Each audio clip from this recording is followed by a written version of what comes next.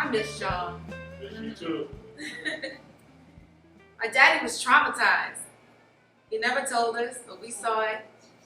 When I was 8 years old, I found a policeman's uniform in his bottom drawer. I said, Daddy, were you a cop? He said, no, but when I first came to America, I was security. And if I ever have to get you out here, I'll get you out of here safe and alive. But as I got older, I realized, like Audre Lorde said, we were never meant to survive. Sitting on Lake Piso where my daddy learned to love. Sipping cold drinks, thinking of stories he told about the village that raised him. Being circumcised by the chief and by the women who called him and he called them mom. Telling stories of wild chickens that plucked him and how the chicken was cooked that night for dinner.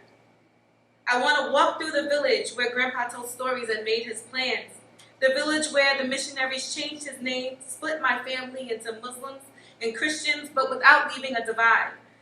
Staring into the faces of the children that looked just like me, with endless black eyes and toasted skin, kissed by heat, greased with oil, cooked to perfection, and there was no one around to call us ugly.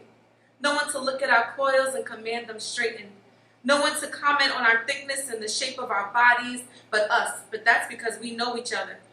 I want to sleep in the hut with the doors open while the breeze of the lake tells me stories and makes love to me. Whispers of the pouring of palm wine and pounded yam to make fufu. Let me bury my legs into the sand where Granddad placed his feet and made more promises. He promised to carry us and promised to keep us on the ground, to walk free of shame and no resistance of a world that did not want us, and he tried. I'm trying to twist my fingers up into the fingers of the little kids that are staring up at me. And they say to me, I want to go where you're coming from. And I say, no, baby, you stay here because you are rich.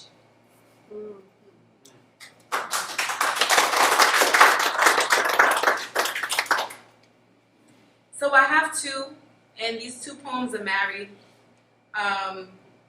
coming out of the hole of COVID and feeling sad. So instead of crying, the emotions went on the page. Come on back to me. I wait to feel your breath against my cheek, that puff of air, the sign of life I wanted. I want the gentle tear falls and quickened heartbeats. I've longed for the day where calling your name will lead to a response, and it's a physical thing. A chemical reaction, I guess. I'll sit by the door and wait if you want me to. I'll stay in the bed since that's the last place I saw you. With your favorite TV show on and your favorite blanket and that favorite snack, I'll be waiting. I'll be right there, I promise. And this is beyond cosmic. A sense of belonging. My heartbeat in some ways attached to your existence, and now my heart no longer beats the same. The same as something that no longer exists since you have ceased to exist in this place, and I want to be where you are. Permission to move on? What is that? Move on. Your life's breath was the beginning of it all, and now it's the limbo. There's nothing to move on to.